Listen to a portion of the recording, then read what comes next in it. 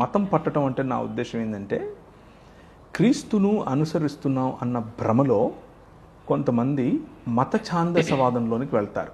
నేను వీళ్ళను ముట్టను, వీళ్ళతో మాట్లాడను, నేను పరిశుద్ధుణ్ణి, ఇప్పుడు నేను ప్రపంచంలో ప్రత్యేకమైన వాడిని, నేను ఎవరితో మాట్లాడకూడదు, నేను చాలా గంభీరంగా ఉండాలి, నా దుస్తులు మారిపోతాయి అంటే తెల్లటి బట్టలు, కొంతమంది నల్లటి బట్టలు, ఒక్కొక్క డినామినేషన్కి సంబంధించిన ఒక్కొక్క రకమైన ఆలోచనలు. నేను కొనుక్కుంటే క్రైస్తవుల అంగళ్ళలోనే కొనుక్కోవాలి, కొన్ని విపరీతమైనటువంటి ఆలోచనలు రావటాన్ని మతం పట్టడం అని నేను పిలుస్తాను.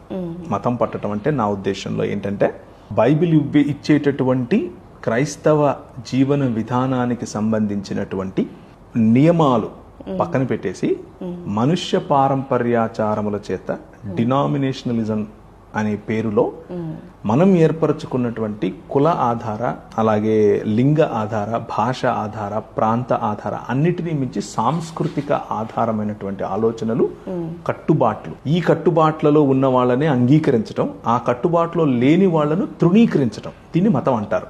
గిరి తీసుకొని ఒకే మూసలో ఎంతగా విభజించుకోవటం అంటే ప్రైజ్ ద లార్డ్ చెప్పేవాడికి వందనాలు చెప్పేవాడికి మధ్యలో కూడా డిఫరెన్స్ చూస్తారు.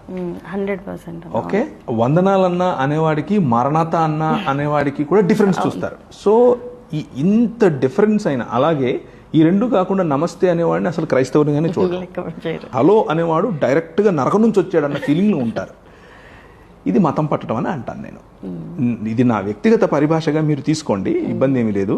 కానీ ఈ దేవుని వాక్యము, దేవుని రాజ్యం గురించి చెప్పేటటువంటి కేంద్ర బిందువు, దేవుని వాక్యం అంతా కూడా మొత్తం మొదటి నుంచి లాస్ట్ వరకు చదివితే వచ్చేటటువంటి కేంద్ర సారాంశం, దాన్ని కాచి వడబోస్తే వచ్చేటటువంటి ఒకే ఒక్క సారాంశం, దేవుడు, ఆయన రాజు, ఆయన ఏలుతున్నాడు, ఆయన రాజ్యంలో మనం ఉన్నాం, ఇదే ఉంటుంది.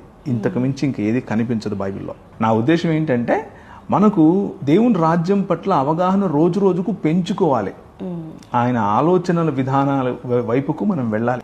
మనం వెళ్ళే కోణాన్ని బట్టి దేవుని రాజ్యం యొక్క యాంగిల్స్ అన్నీ కూడా అన్ప్యాక్ అవుతాయి. ఉదాహరణకు ప్రభు అయిన యేసుక్రీస్తు చెప్పిన ఉపమానాలు, మీ ఇష్టం వచ్చిన ఉపమానం తీసుకోండి, అది దేవుని రాజ్యం గురించే ఉంటుంది. దేవుని రాజ్యం ఎలా ఉందంటే అని మొదలు పెడతాడు ఆయన. దేవుని రాజ్యం ఇశ్రాయేలు, క్రీస్తు. దేవుని రాజ్యం ఇశ్రాయేలు, క్రీస్తు. క్రీస్తు అనగా నిజమానవుడు, నిజమైన దేవుడు కానీ నిజమానవుడుగా ఉండడం. ఈ కాన్సెప్ట్సే మనకు నూతన నిబంధన అంతా కనిపిస్తుంది.